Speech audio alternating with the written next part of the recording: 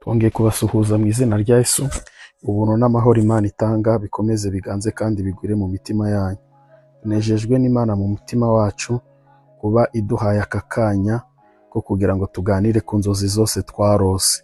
Hari inzozi warose, hari inzozi narose. Rero nejejwe n'Imana yiduhaye uyu mwanya kugira ngo dufatanye gusobanukirwa inzozi zacu zose twarose. Imana ibaha umugisha. Kuri iyi nshuro rero ndashaka kuvuga ubusobanuro bugera ku 10 bwo kurota ibirori. Kurota ibirori cyangwa se iminsi mikuru. Aha ntabwo mvuga ubukwe, ntabwo mvuga kurota ubukwe mariage, oya. Ntabwo ndavuga ibirori muri rusange. Ibirori bya anniversaire, ushobora kubona ari ibirori byo kwizihiza isabukuru, ibirori byo kwishimira, byo gushima Imana, ibirori byo kwishimira wenda graduation, byo kwishimira defense yawe n'ibindi bisanzwe. Ibirori ni byinshi mu buzima bw'umuntu. Hari n'igihe cy'umuntu yicara akishimira agafeta ibirori byahageze mu buryo bw'iterambere n'ibindi bitandukanye. Rero uyu munsi ndashaka kuvuga ubusobanuro 10 bwo kurota ibirori cyangwa se iminsi mikuru. Nitwa Pastor Musafiri. Rero ministeri yacu yitwa Gerizim. Imana ikomeze ibaha umugisha. Hanyuma reka ngwibutse iki kintu mbere yuko dutangira gusobanukirwa n'inzozi zacu. Niba wageze hano ugakunda ibiganiro byacu, ni byiza ko usiga akamenyetso ko wahageze. Akamenyetso rero ushobora gukanda like, ubwabyo biba bitwereka ko wari uhari cyangwa se ko wahageze, kandi bidutera imbaraga ko ibintu byacu wabikunze, bikaduha motivation yo kuba twakora ibiganiro byinshi cyane kurushaho.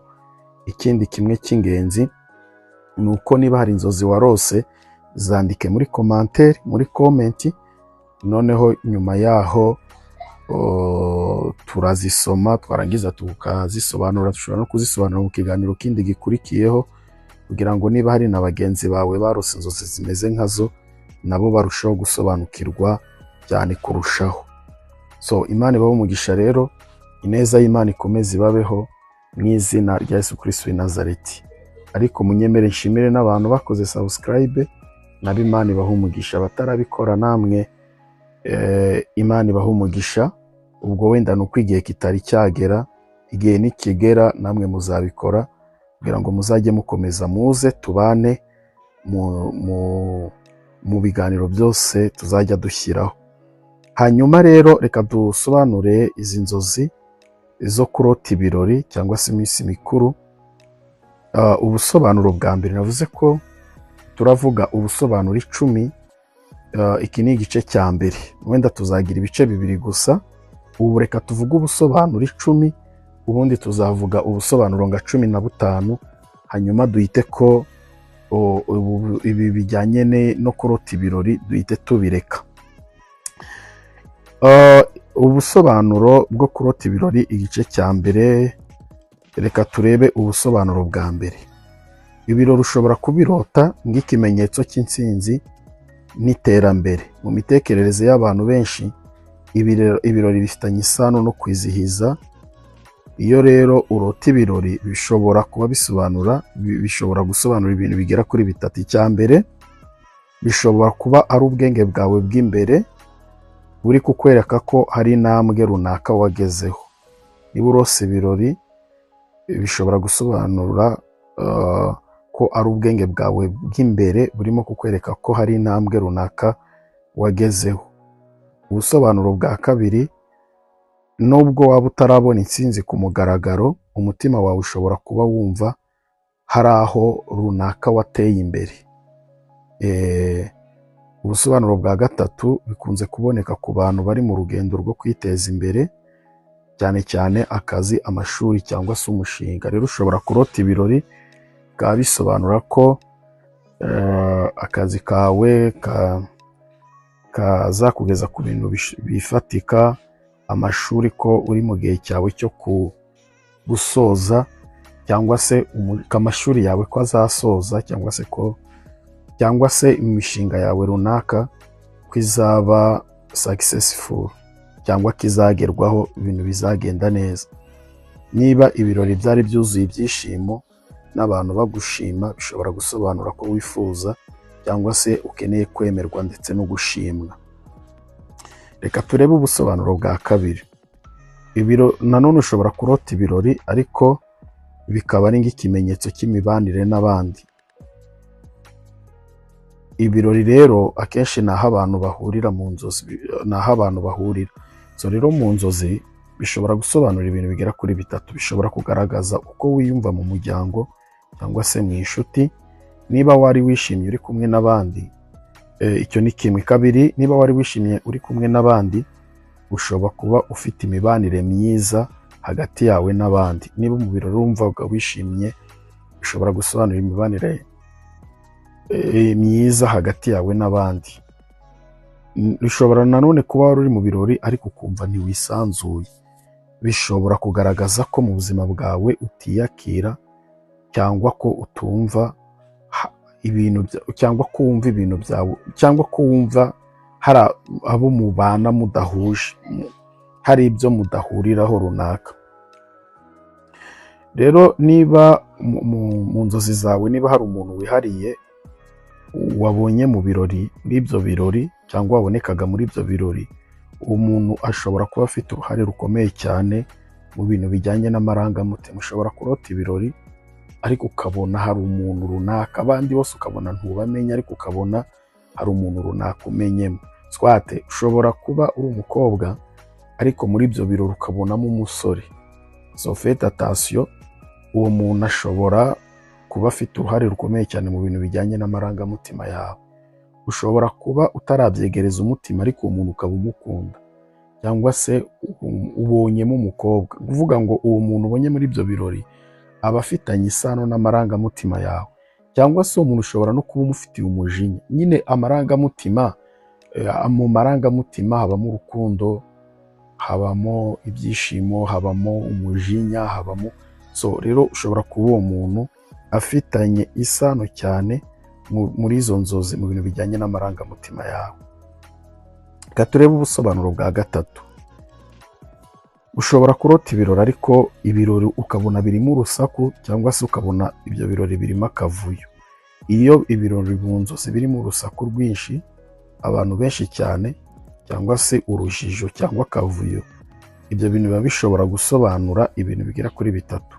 Biba bisobanura guhangayika, ko ufite imihangayiko, cyangwa se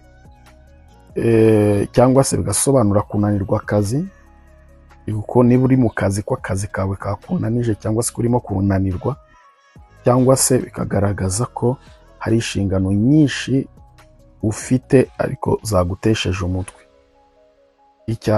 Ubusobanuro bwa gatatu nanone,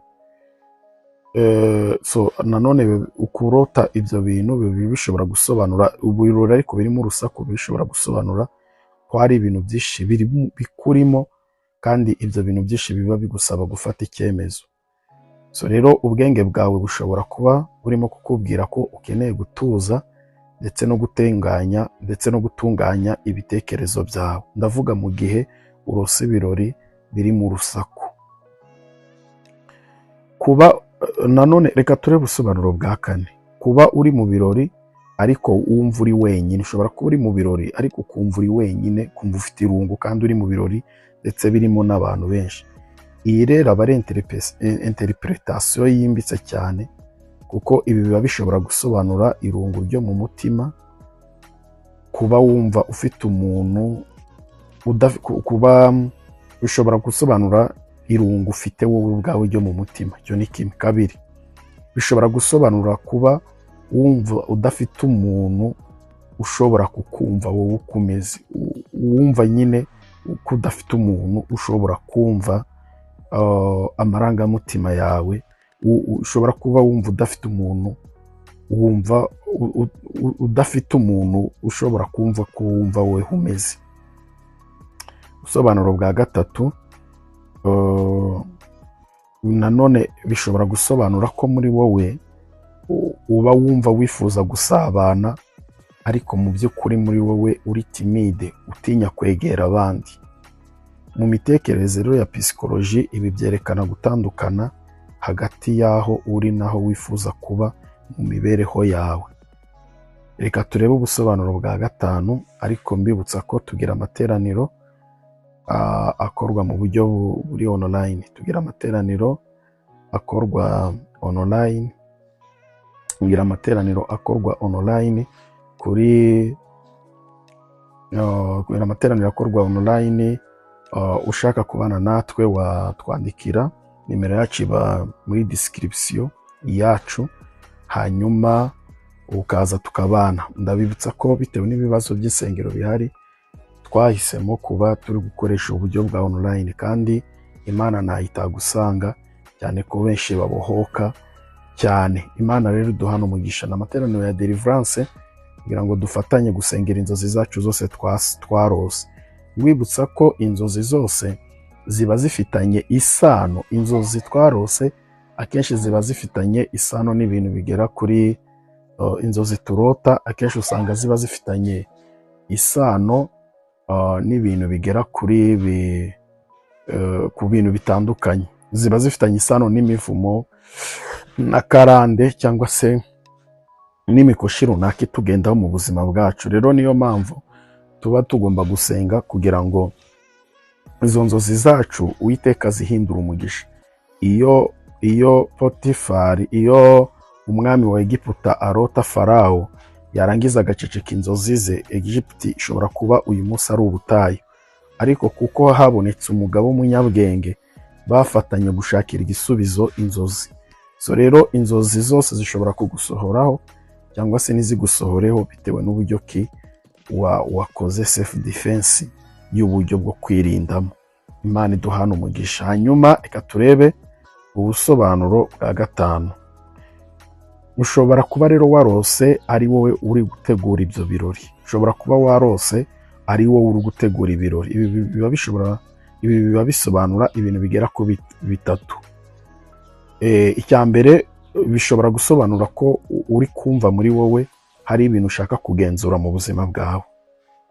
Icya kabiri, biba bisobanura ko hari uburyo ufatamo inshingano. Icya gatatu, ushobora nanone kuba muri wowe ufite icyifuzo cy'uko abandi bakubona nk'umuntu ushoboye. Hari ukuntu ubaho hari n'ibyo ushoboye ariko ushobora kwaguka ukaba kutagaragara. Rero ushobora kuba muri wowe ufite icyifuzo cyo kwifuza yuko abandi bagira ukuntu bakubona ko ushoboye. Niba rero ibyo birori wabiteguye byagenze neza, biba bisobanura icyizere mu bushobozi bwawe. Niba byapfuye, biba bisobanura gutinya gutsindwa cyangwa se gutinya kunengwa. Reka turebe ubusobanuro bwa gatandatu. Ushobora kuba warose ibirori by'ubukwe, ariko tubibutsa ko tuzagira ubusobanuro bwimbitse bwo kurota ubukwe. Reka ariko tuvuge muri make niba warose ibirori by'ubukwe. Iyo urota ibirori by'ubukwe bishobora gusobanura impinduka zikomeye, kwiyemeza, icyo umuntu yakwita commitment mu rukundo cyangwa se mu kazi. Cyangwa se bikaba bishobora gusobanura intambwe nshya mu buzima. Bisobanura ibintu bitatu ndabivuze. Bishobora gusobanura ko hari impinduka zikomeye mu gihe warose ibirori by'ubukwe. Icya kabiri, bikaba bishobora gusobanura kwiyemeza, icyo twakwita commitment. Kwiyemeza rero biri mu buryo butandukanye. Bishobora kwiyemeza mu rukundo, gufata decision mu rukundo cyangwa se mu kazi. Icya gatatu, ubusobanuro bwa gatatu, bishobora kuba ari intambwe nshya mu buzima. Ubukwe mu nzozi rero akenshi ni ikimenyetso cy'ihinduka rikomeye. Ubukwe mu nzozi akenshi ni ikimenyetso cy'impinduka cyangwa se cy'ihinduka ryo mu buryo bukomeye. Turebe ubusobanuro bwa karindwi bihuta tugera ku musozo.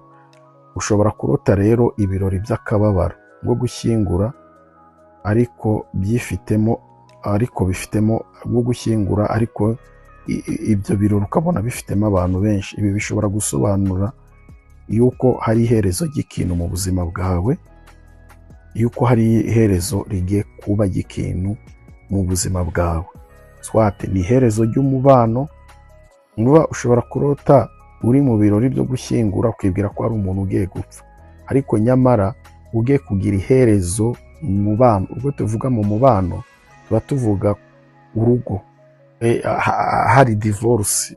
Kuko kenshi nkunda gukoresha terime y'igifaransa ngo ni divorce, hashobora kuvuka icya divorce kandi ya burundu kabisa, ku buryo nyine urugo ugiye kurushyingura, cyangwa se ukabirota gutyo hari akazi kawe ugiye gutakaza akazi burundu no kuzongera kukabona ari hatari ugashyinguye.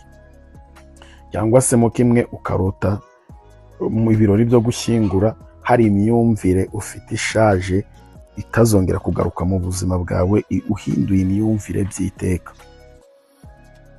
Cyangwa se ushobora kubirata hari ikintu runaka, gutandukana n'ikintu cyari gisanzwe cyangwa wari usanganywe cy'agaciro, ariko niba tuvuze ikintu gishobora no kuba umuntu nanone,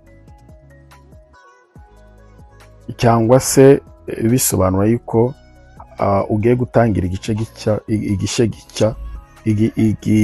gishya nyuma y'iherezo. Ushobora kuba rero warose ibirori byari biri nijoro, warose ariko ubona ibirori warose byari biri nijoro. Ibi bivuze iki? Bivuze ko ibirori wabirose ariko ubona ibirori bibaye nijoro. Ibyo bisobanura ko hari ibintu byihishe mu mutima wawe.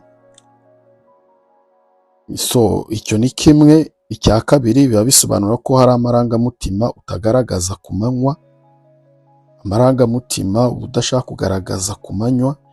Icya gatatu, biba bisobanura ko hari ibitekerezo ufite byimbitse muri wowe, cyangwa se impungenge z'imbere ariko udashaka kugaragaza. Icya cyenda, ubusobanuro bwa cyenda ni imyambarire yawe mu birori, uko wari wambaye mu birori. Niba wari wambaye neza kandi wumva wishimye, ibyo bisobanura icyizere wifitiye. Niba wambaye nabi cyangwa wumva uteye isoni, ibyo bisobanura kwicira urubanza cyangwa se kwiyumva udahagije. Reka turebe wenda ubusobanuro bundi bwa 10 kugira ngo dusoze, hanyuma ibindi tuzabikorera ikiganiro cy'ubutaha, kubera ko iyo bibaye byinshi nanone birarambirana. Reka nze turebe ubusobanuro bwa 10. Ibiryo n'ibinyobwa byari biri mu birori. Mu ndangagaciro z'inzozi, niba wabonaga muri ibyo birori harimo ibiryo byinshi, bisobanura umusaruro, ubukungu ndetse n'amahirwe. Niba muri izo nzozi habonetsemo ikibazo cyo kubura ibiryo, cyo kubura ibyo kunywa cyangwa se kurya, ni ukuvuga ngo uri mu rugendo rw'ubuzima ariko urimo kubura ibyagufasha mu buzima. Mu byagufasha mu buzima haba harimo inkunga, urukundo cyangwa se amahirwe. Rero niba ari inzozi zose warose zindi zerekeranye n'ibirori, uzazidusangize, tuzagufasha kuzisobanukirwa cyane kurushaho. Ndabararikira rero kuzakurikirana n'igice cyaho cya 2. Imana ibahe umugisha, ineza y'Imana ibabeho. Ndabakunda. Shalom.